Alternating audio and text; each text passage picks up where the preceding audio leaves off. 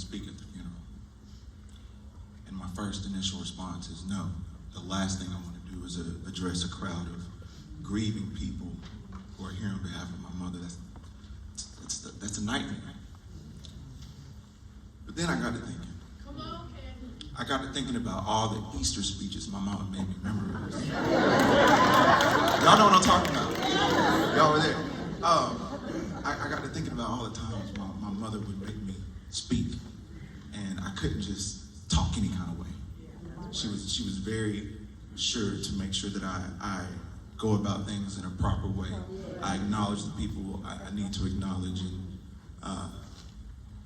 she would be very upset with me if she did all that just for me to be quiet at a time like this. And I don't know if y'all know, but my mama never ran from no microphone, ever. She never turned down the opportunity to speak. So here I am. First and foremost, I want to acknowledge Centerpoint Baptist Church for allowing us to have this space to honor my mother.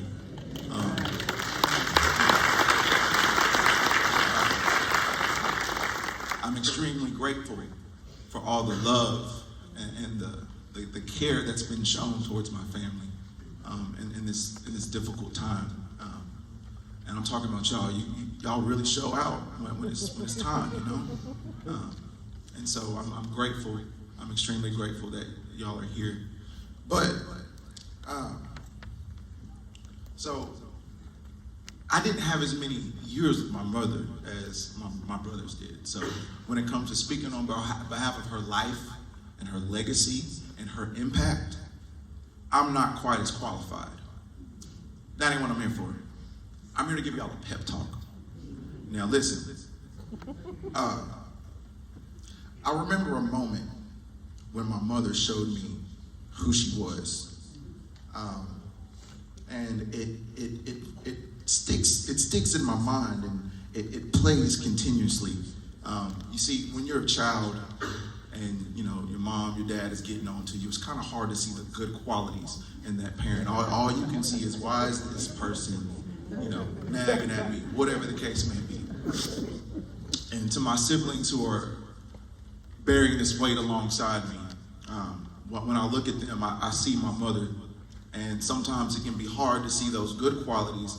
When I look at my brother Chris, instead of being able to appreciate somebody who has an eye for the quality things in life, I just see somebody who likes to flex fancy, shiny things. And when I think about my brother Kareem, somebody who has a tremendous amount of pride in his actions, I just hear somebody who likes to brag all the time. And when I think about my brother Cameron's ability to tell a story, I just hear somebody who likes to exaggerate. And instead of applauding my little sister's ability to stay steadfast and determined in whatever it is, this woman is just stubborn as far as I'm concerned. That's all I see. And if you thought I wasn't going to poke a little fun at my siblings, y'all ain't know me. But listen, that ain't the whole truth. Because my mama taught us, if you don't tell the whole truth, it ain't the truth. And the truth is, I'm leaving myself out. And I also inherited something from my mama. You see, my heart goes out to anybody that has to have the conversation with their family about, what are we going to wear to the funeral? Arguing with my mama was like trying to convince a fish to fly. Arguing with my mama was trying to convince a bird to swim. You see, arguing with my mama was looking a grizzly bear dead in the eyes and saying, hey, try this vegan thing.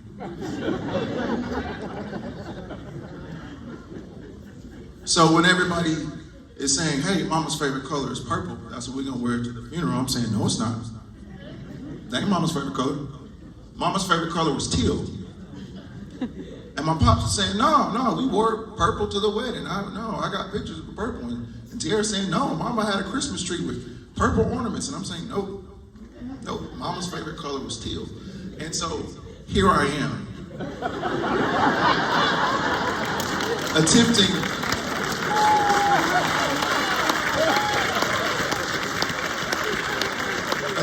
to honor my mother, not because I'm wearing teal, but because I'm refusing to conform. I'm refusing to back down.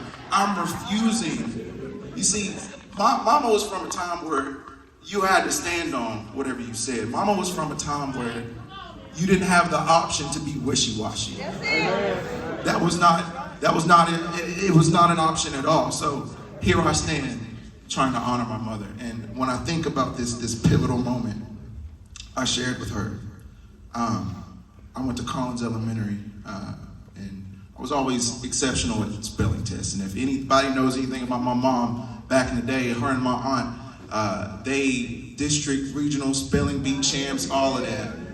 And my mother took spelling very seriously.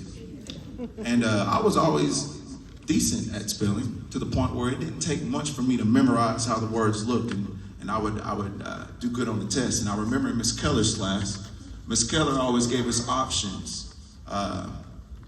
If you didn't do so well on the spelling, you could answer some bonus questions, and it'd bring your grade up a little bit. I always aced the spelling test. And so instead of having a 100, I would have, 103, 105, whatever the case may be. And this went on and on and on and on. And one day, I brought home a 100. And I was proud, because that's the highest you can go in my mind. And my mother looked at me and she said, "What about the bonus points?" And here I am, I'm thinking, what does that matter? Why is this woman bothering me? I made a 100. Mama was from a time where 100 wasn't good enough. Mama was from a time where you had to go above and beyond just to make it known that you deserved to be where you were. Mama was from a time where you don't get it.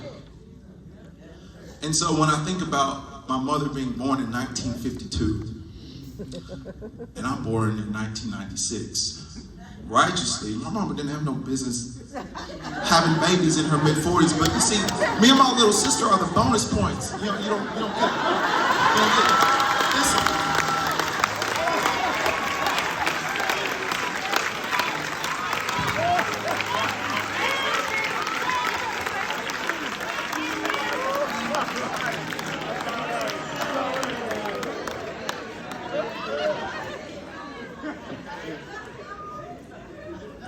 My mother treated everybody as an extension of her own children.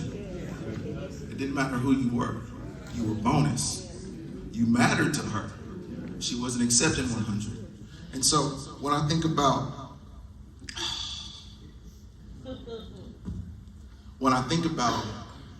those spelling tests and that moment she shared, I understand why those bonus points mattered. Mama retired in like 05, 07, 08, something like that. That wasn't good enough for her. She already made a 100. She wanted to go get more bonus points because she understood that she still had love to give. She still had teaching to give. She still had wisdom to give. The 100 was not good enough for her. And I thank God that she never quit. And so here I stand to my family who's mourning and feeling this pain and this grief. I don't care who you are, you can't argue she wasn't loved. That's right. You can't argue she wasn't highly favored, as much as I love to argue.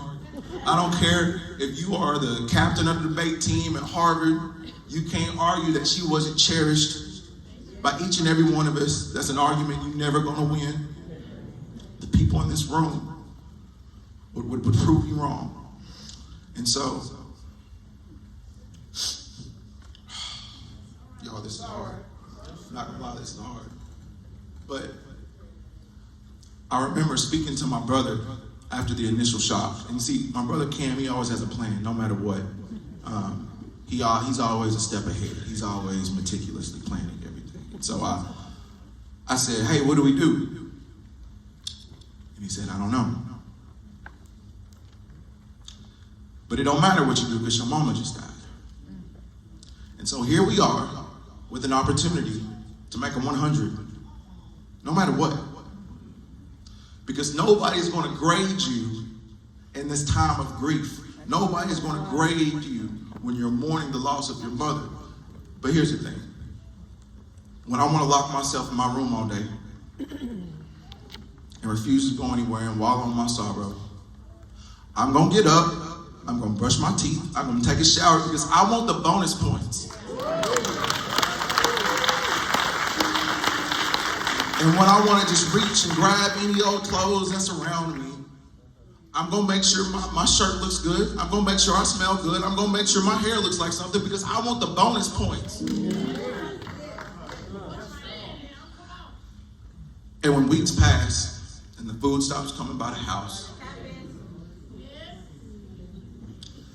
and when I want to get in my car and drive straight to the liquor store and buy a big bottle of whiskey to help pacify this pain inside of my gut because my mama's no longer here. See that quiet? Y'all are this big fans of church and y'all act like y'all ain't never had alcohol when you sad before. Okay. All right, whatever. I'll be in. Hey, listen, I'm going to drink water. I'm going to drink green tea. I'm going to drink orange juice. I'm going to make sure I have nourishment in my body because I want the bonus points. Mama never accepted 100. It was never good enough. The bar has been set and we ain't lowering it. So each and every one of us here today, in pain, grieving, mourning, keep your head up and let's rally up these bonus points.